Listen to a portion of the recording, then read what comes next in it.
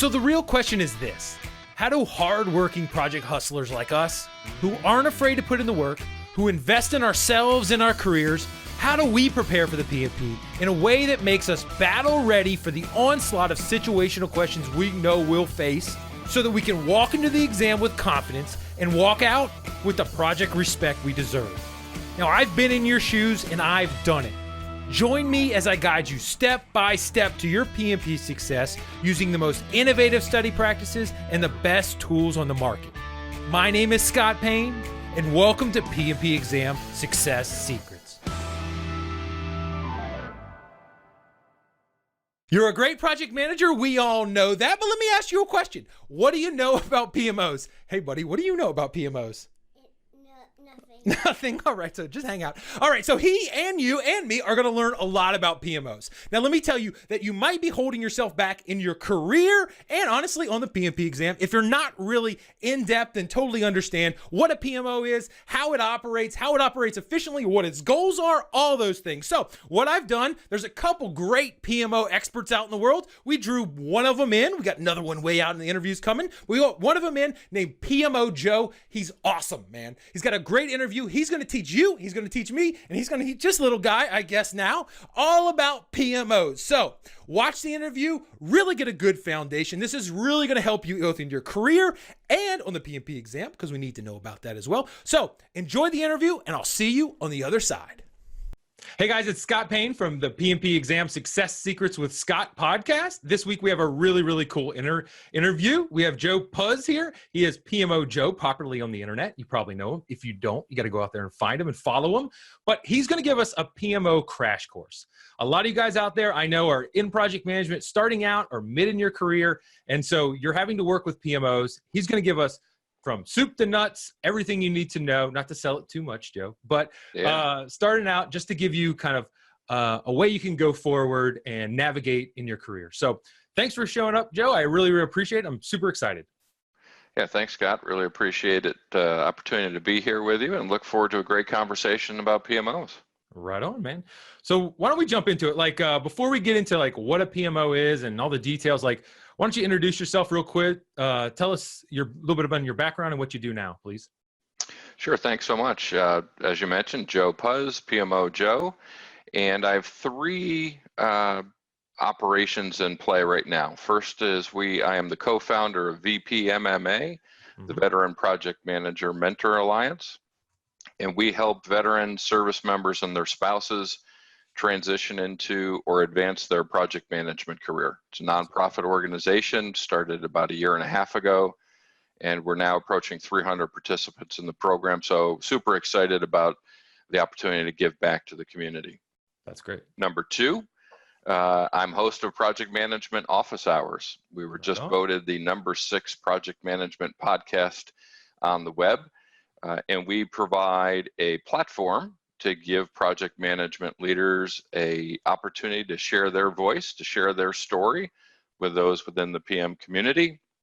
And then lastly, founder and president of the PMO Squad, where we help organizations with project management or PMOs, anything PM related. We're there to help them get through all their challenges and turn those challenges into opportunities for success.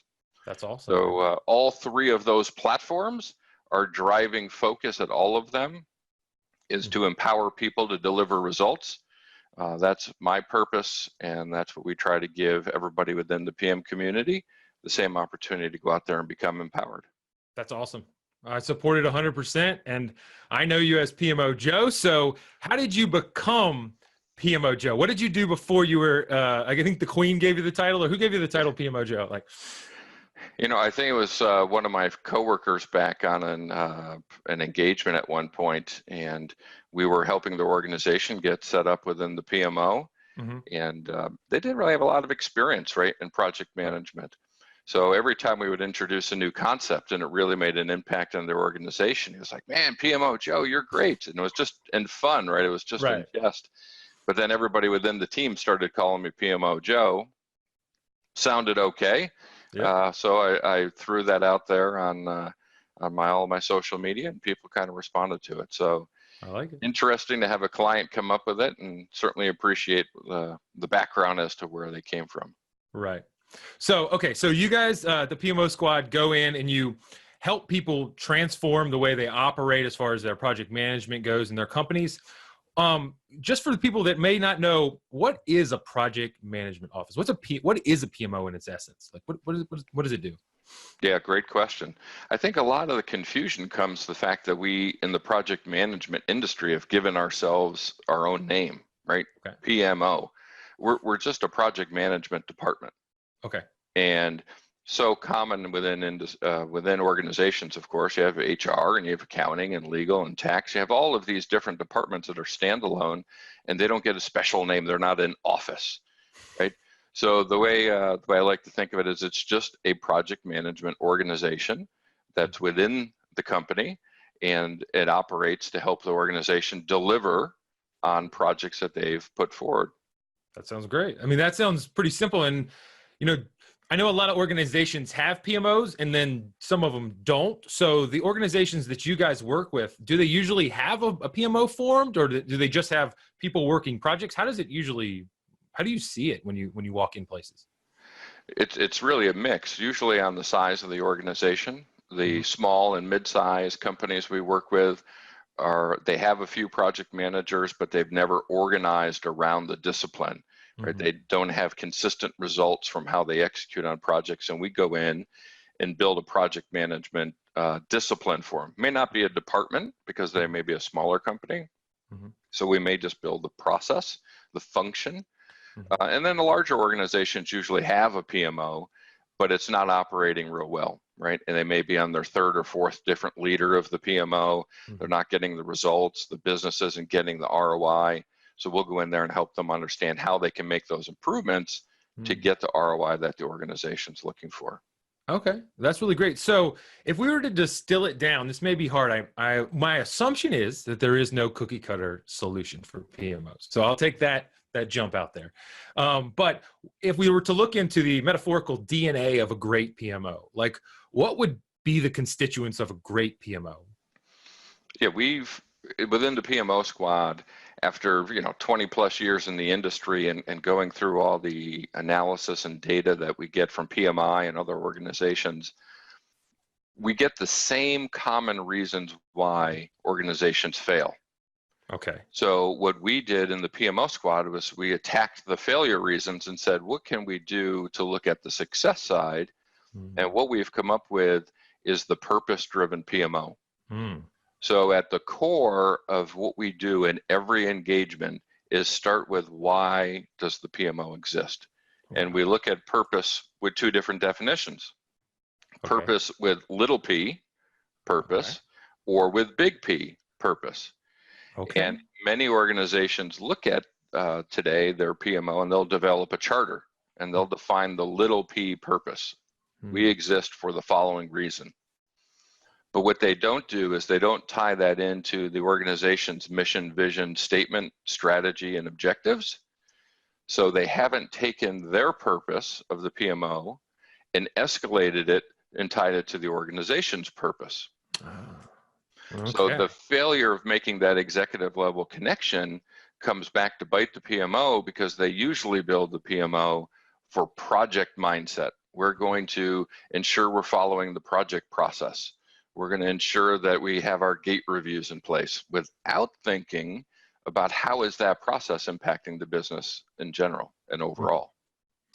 Wow, that's really cool. So the big and little P's, I like that. And that's easy for me to remember. And I think people out there to remember. So if someone has a PMO or just they're working projects in a department now, and they were to question themselves and say, do I have both a little and a big P?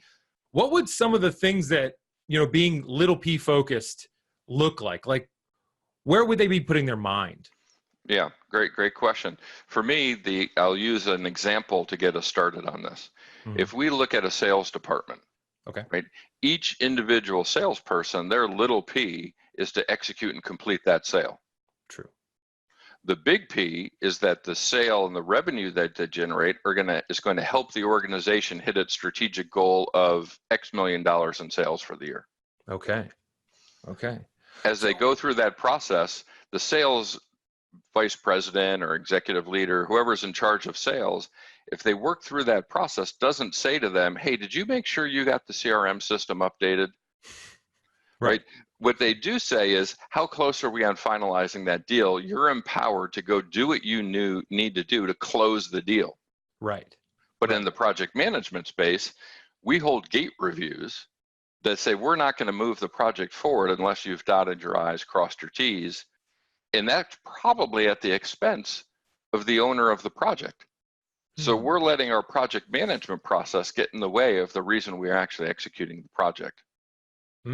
That's good. And that is a recipe for failure, my assumption would be, right? Absolutely. And all the data out there supports the average life cycle of a PMO is about 3 years. So that gives you, if you think of the large enterprise initiatives that every organization goes through, they may be about a year in duration. So you're saying you've got about 3 shots to get it right, right, if each project. And if you fail on the first, you usually get a pass. If you fail on the second, you've got red flags going off in the C-suite. If you fail on the third, it's time to make a change. What we say is, let's not get to the second. Learn from your first failure, make the fix, bring in an organization that can help you instill a process that's going to be successful, and then we go ahead and we show successful results. Right. That's great. Because as you were talking, I was thinking, well, if the 3-year thing, the 3-year time period, are there phases that PMOs go through? And you kind of framed out the 1, 2, and 3 project. Do people's mindsets go, they have different levels of enthusiasm as we go through? Or are there certain things that you kind of, have the companies be wary of as they go through to manage this 3-year evolution, which hopefully is forever? Yeah, whenever a new manager, regardless of department, right? If a new leader comes in, the team gets energized, they review their processes, they look at their technology they're using, their interactions with their customers. So that first year is really a honeymoon period. Right? It's really analyzing what's going on within the organization.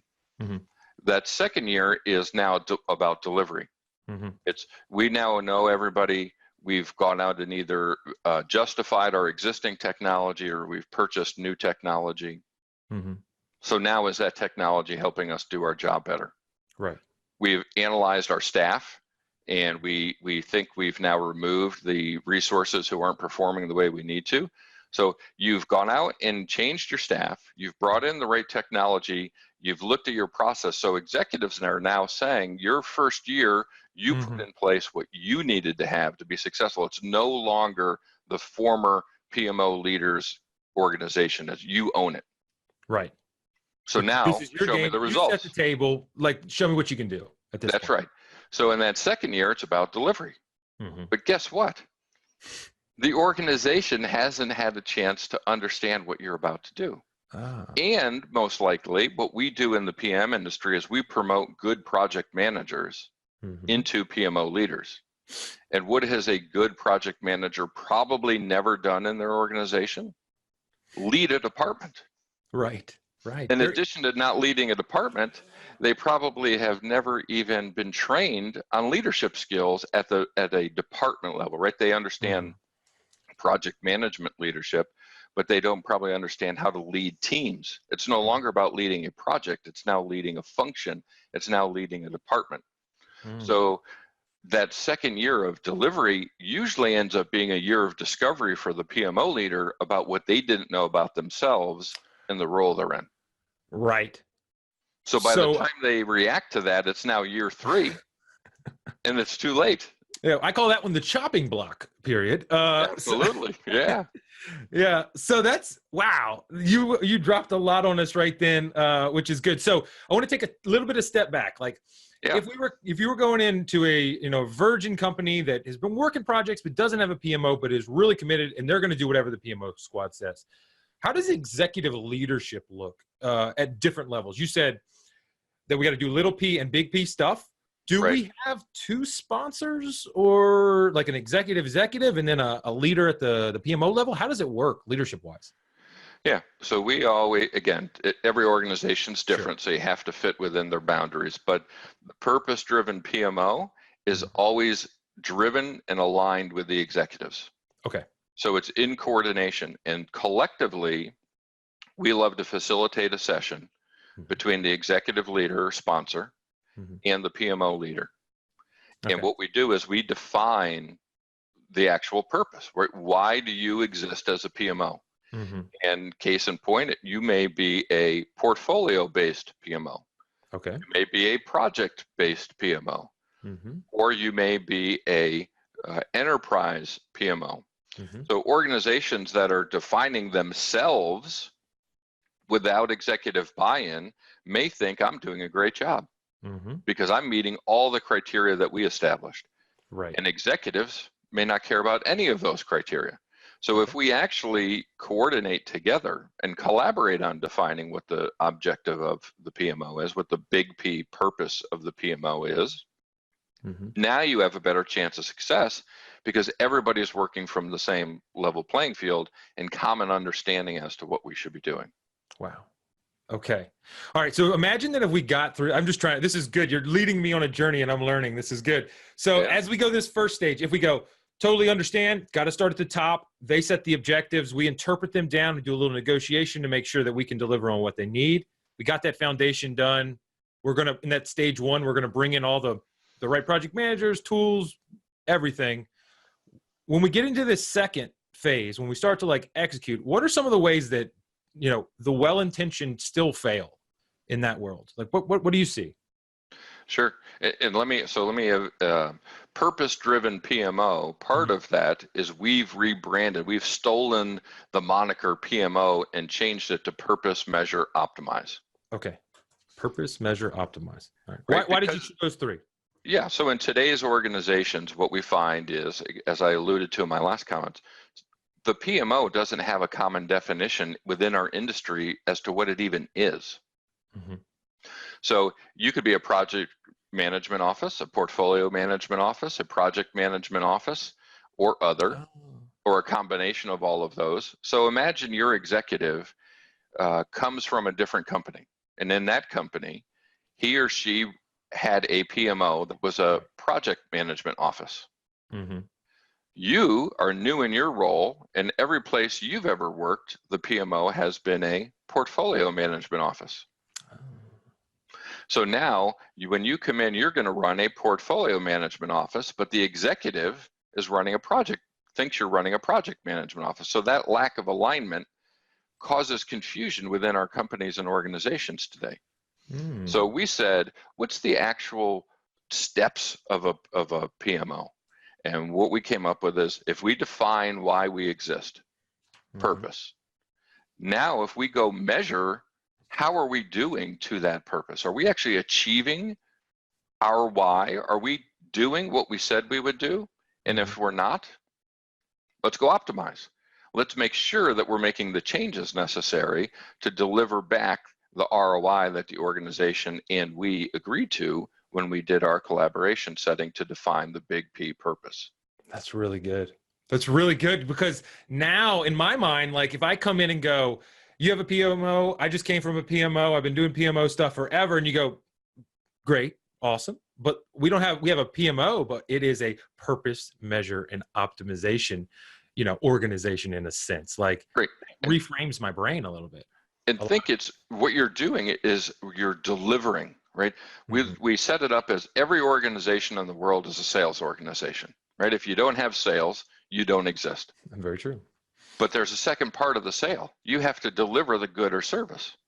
Yes, sir. So it's sale plus delivery equals transaction.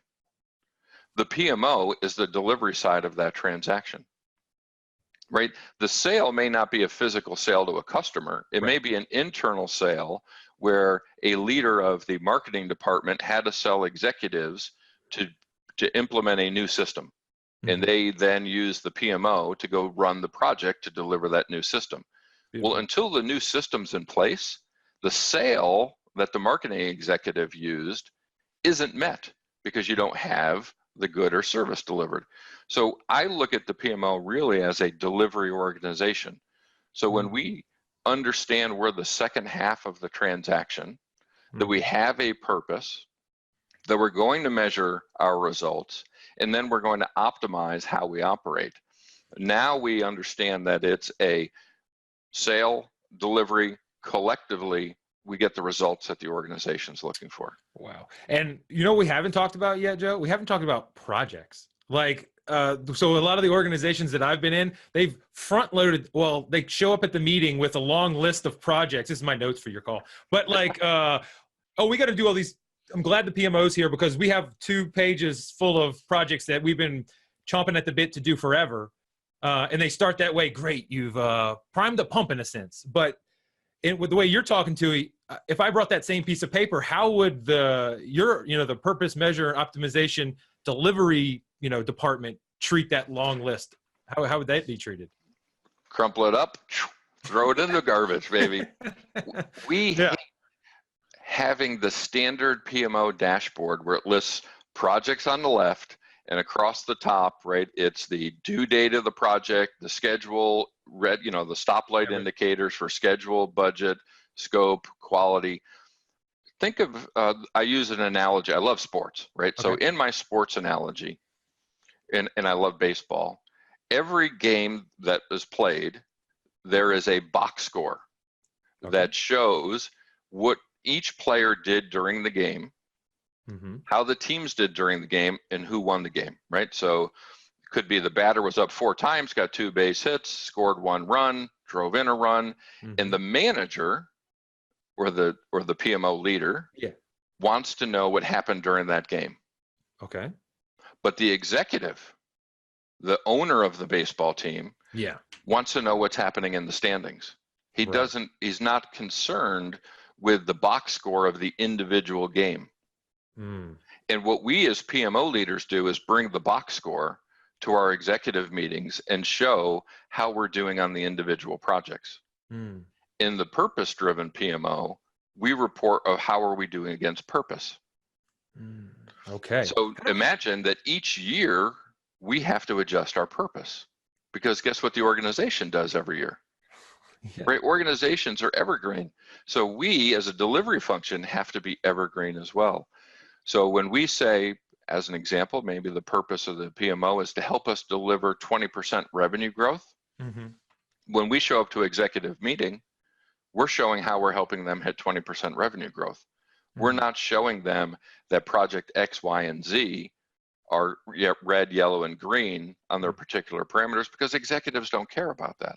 They want to know, are you delivering on what we set out to do? Wow. That's really good. And so different views for different audiences directed toward what they want, and then all rolling up to what the executives need as far as purpose goes. So, absolutely.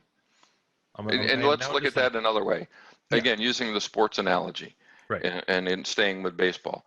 The objective of every team in Major League Baseball at the beginning of the season is to win the World Series. That's it. If you don't win the World Series, have you accomplished your purpose? Generally speaking, the answer to that is no. Right. So what do organizations do? The ones who are better than others measure themselves via standings, and then optimize their team to bring on the right players to help them as they advance into the playoffs and then eventually the World Series. Right. We in organizations cheer for those teams. Right. Right. Everybody has a favorite team. Right. But we don't behave like those teams that we root for. Jeez. Joe, when's your book coming out? Not yet. We're working on it. You're working on it? Good. We're working on the actually the training course. Okay. We've got a good friend of mine, and she's a professor at Stanford and University of Washington. We're putting together the purpose-driven PMO training for PMO leaders out there, and then we'll follow that up with the book after that. Do you have any rough dates that we can wait for? Training, we're looking to have that finished in September. Oh, that's coming up. So, book will be probably next year. It's going to be good. It's going to be good. You got good stuff. I mean, you just laid out the chapters for me right there. So that's, I like it. Absolutely. That's really good. All right. So we understand the basic structure and, how traditional PMOs can be modified to really drive purpose and really drive results. Now, teach me a little bit about if I'm an individual, starting out my career or somewhere in the middle, project manager level, how would I make a difference in pushing my PMO to be more like the purpose, measure, and optimize model. Is there a way? Is it even possible for an individual to make a difference? Yeah, well, of course. I mean, the world's made up of individuals, right? Sure. Use another analogy. And I love talking to people and with people about project management in non-project management terms. 100% agree. Right? Because when we go in and talk project management with folks who aren't living it day to day, they stop listening. True. So all of us have had a moment in time where we said, man, I want to get in better shape. I want to lose weight. And we never complete the goal, right? I mean, that's why there's a $6 billion diet industry out there. It's true. But the key is a lot of people, when they go to the gym, they'll get a personal trainer. Okay. So if you're looking for help, it's not bad to go out and get a coach, a trainer, somebody that can help you achieve what you want to achieve. So that's my first thing is within professions, we think that for some reason, as soon as you become an adult, you understand everything. Right? When we're younger and we're in youth sports, we have coaches that help us learn everything about life. Right. Then we turn 18, we graduate high school, and you stop being coached. What we want to say is that coaching and mentoring and having somebody that you can turn to as a guide, a personal trainer for project management, can help you be successful. So at the individual level, yes, you can make a difference, but recognize you may need some helping or coaching to do that. There you go. The way to make the difference as an individual is, again, recognize the big P. Let me relate this to another story. I attended a conference, was a keynote speaker up in Toronto last year, or earlier this year rather. And one of the other speakers was talking about a client they had, and they use the valves, they create the valves that go into your heart when you have a heart condition. So it's always in demand. I would say so. But the organization had kind of plateaued on their growth, and they brought in a consulting firm to help them understand why. So after a few months and some analysis, this is one of the big four consulting firms, they came back and said, you need a poster. And the executives are like, are you kidding me? We just paid you X thousands of dollars. Millions. All of that time. Millions. Yeah, it's one of the big four, right? Yeah. And they said, you're telling me I need a poster? Okay.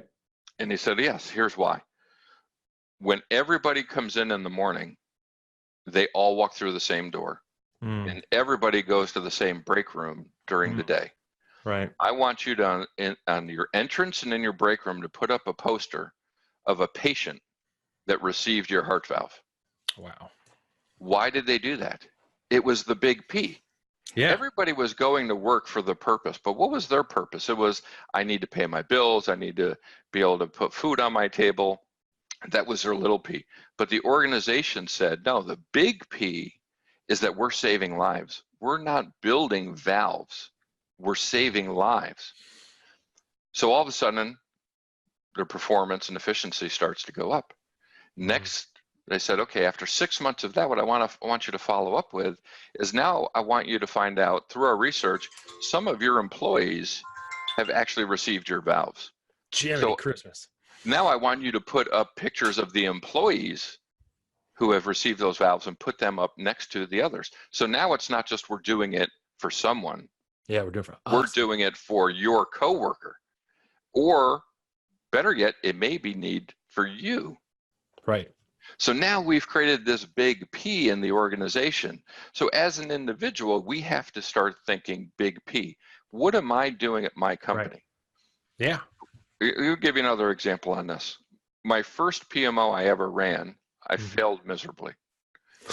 I was promoted into a new role, and I was asked to run the PMO at Bell Helicopter. So, big time company. There you go.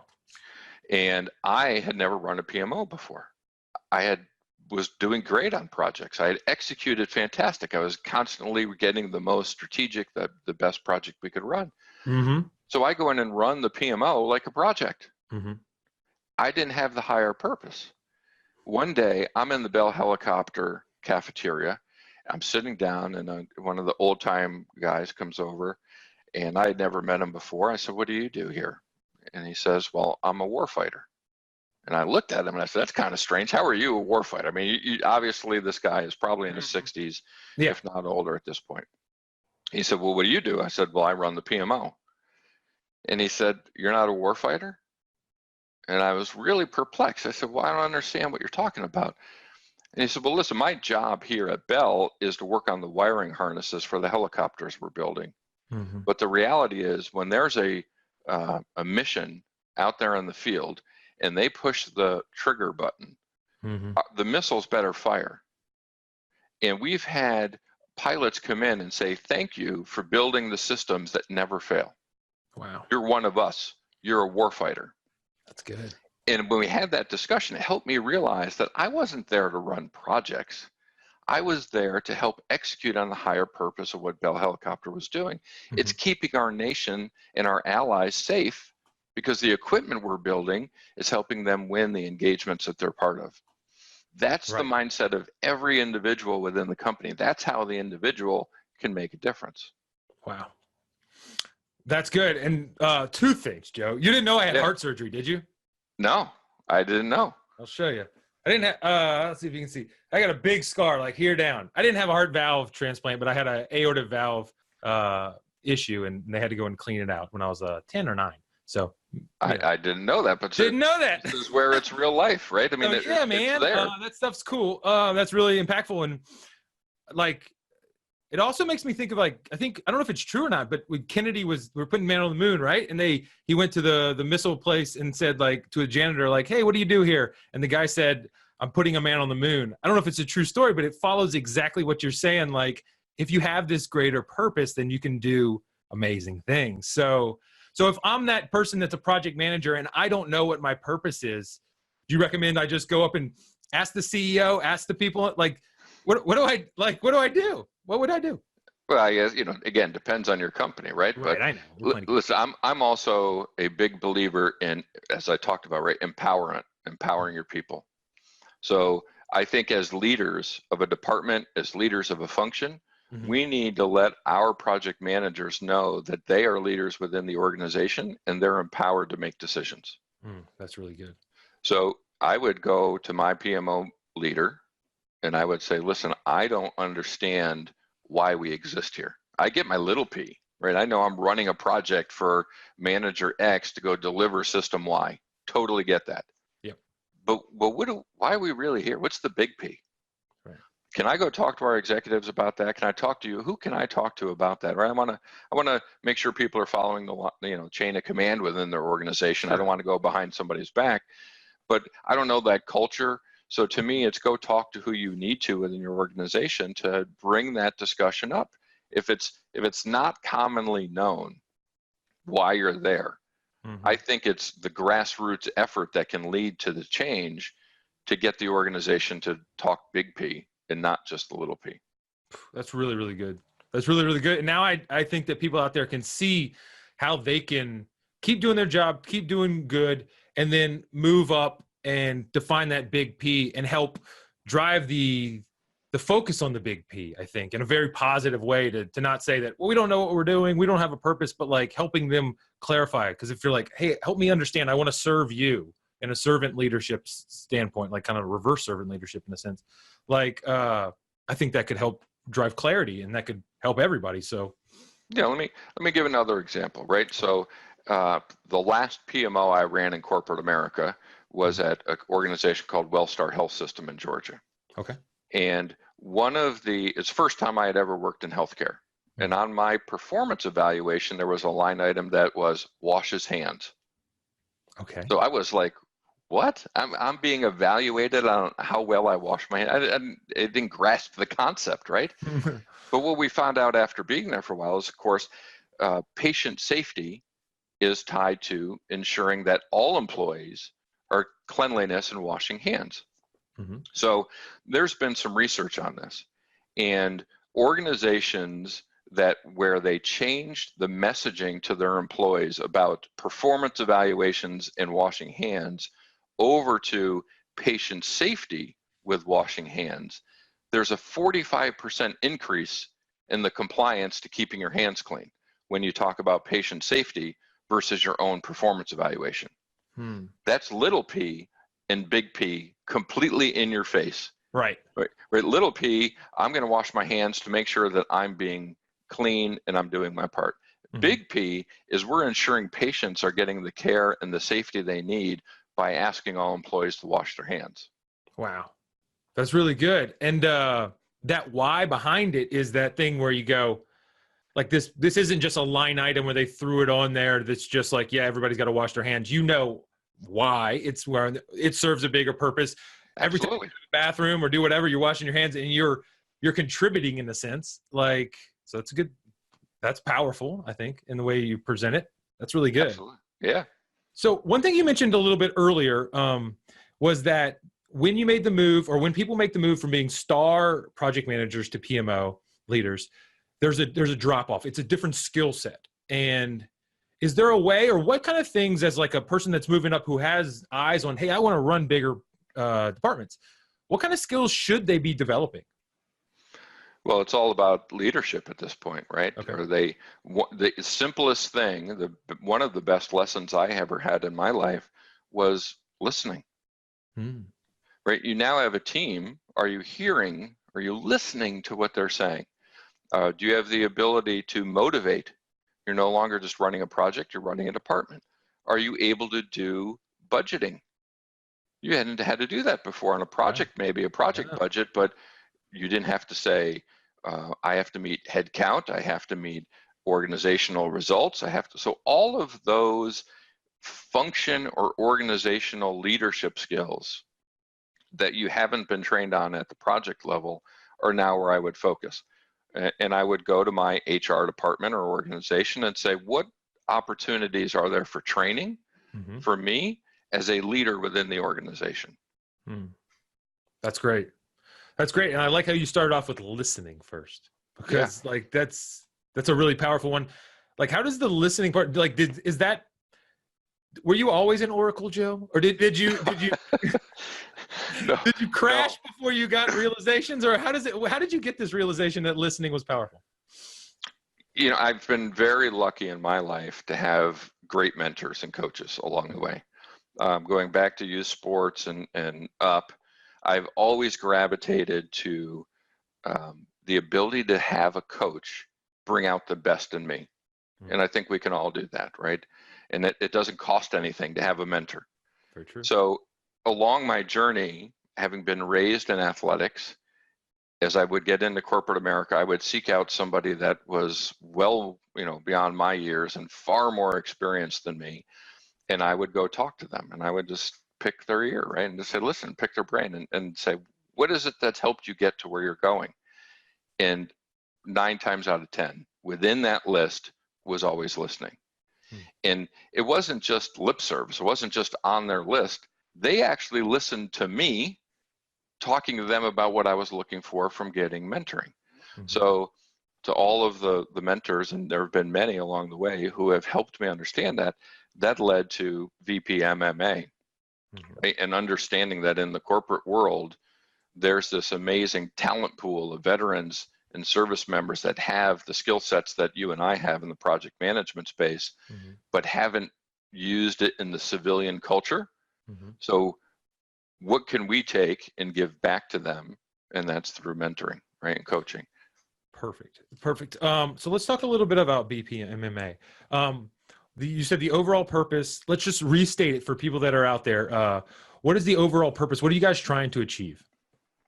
So we're trying to empower service members, veterans, and their spouses to obtain lucrative careers in the project management profession. Okay.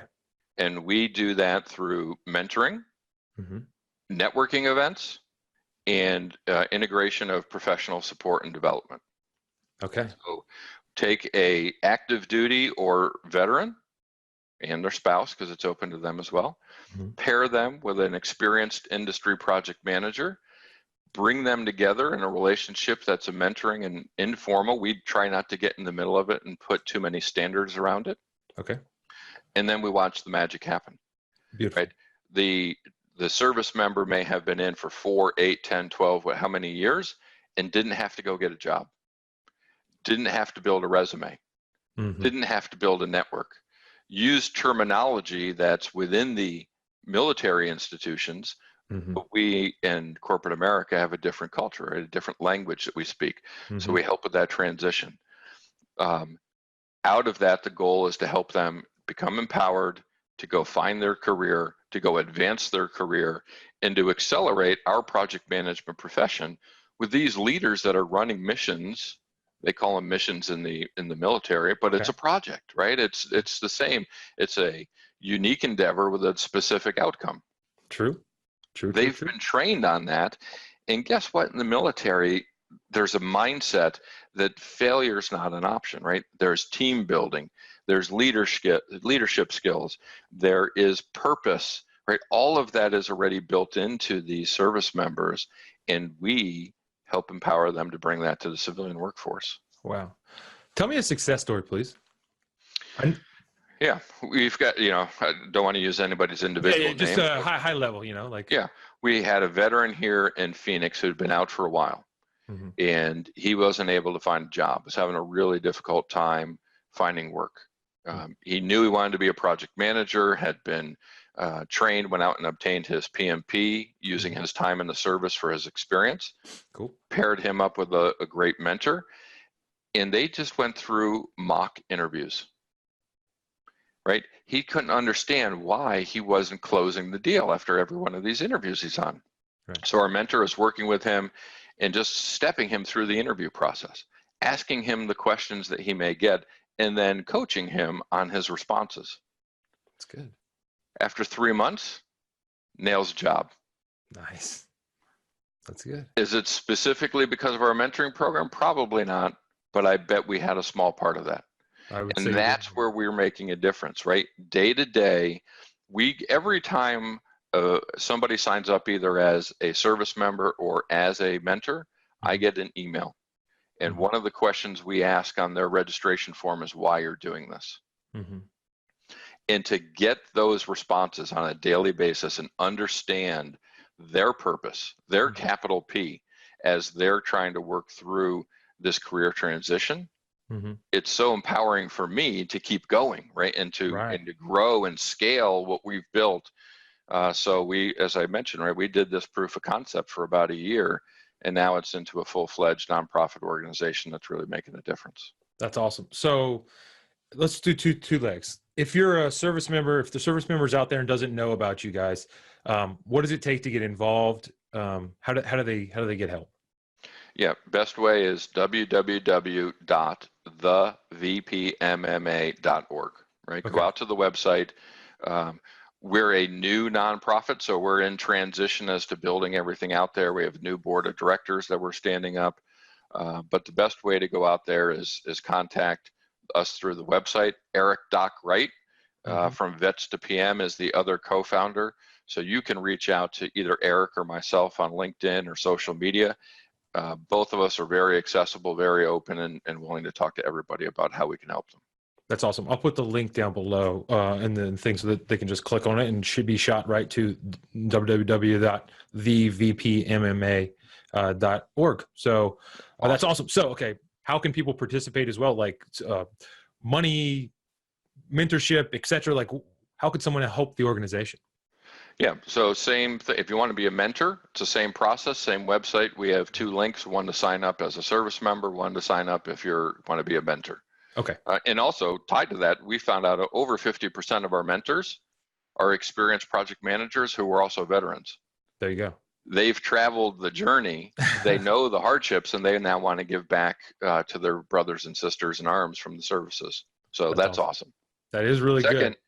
Second, if you're an organization and you want to help via donations or goods and services, there's a donate button out on the website, so you can hit that. Or once again, you can contact Eric or myself, and then we're in process now of getting all of the board members' names and contact info out on the website as well. We have a director of sponsorships and a director of corporate partnerships. So you'll be able to reach out to either one of those individuals also. That is awesome.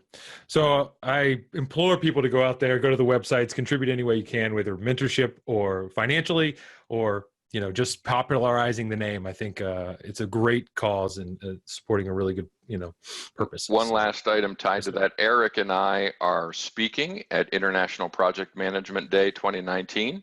Okay. So that's a taped online conference. So in September, Eric and I are headed up to New York to tape our piece. But in November on International Project Management Day, you can go out to iil.com and you'll be able to watch the video that Eric and I shoot to talk about VPMMA. That's cool. All right. So Joe, I really, really appreciate all the knowledge you dropped on us. As we come to kind of the end, I know there's a lot of people, if they've listened to this all the way through to this point, then they're probably chomping at the bit to say, how can I learn more from PMO Joe and the PMO squad and everything? So what are the ways in which they can come out and learn from you more? Yeah, I think several easy ways to get in touch with us, right? You can go out to the PMO squad website, fill out a form on there, to contact us form, and we'll reach out and come out and help you. The other is LinkedIn, right? I'm very active on social media, so you can reach out and connect with me out there on LinkedIn, or you can send me an email, right? joe.puzz@thepmosquad.com. And Puzz, for those who don't know, P-U-S-Z. So joe.puzz@thepmosquad.com. That's cool. And the podcast. They can always go to the podcast. They got to go subscribe. We got to get past 6 up to 1. I don't know who's in front of you, but they gotta move out of the way. Yeah, PMI is going to be tough to knock off the top spot. But hey, a year and a half into the podcast at number 6, I'll take that. Next year, we'd love to get to the top 5. So you can go out to projectmanagementofficehours.com. That gets you over to the podcast information.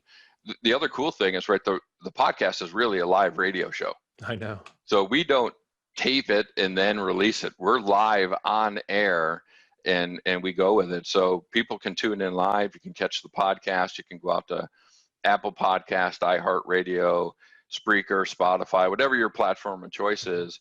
I think we're actually the #1 project management podcast on iHeartRadio. So we have a good following out there, but certainly we're on every platform. We have great guests. We're global, right? We're not just a US-based podcast. We have upcoming guests from the UK, Australia, Honduras, Germany.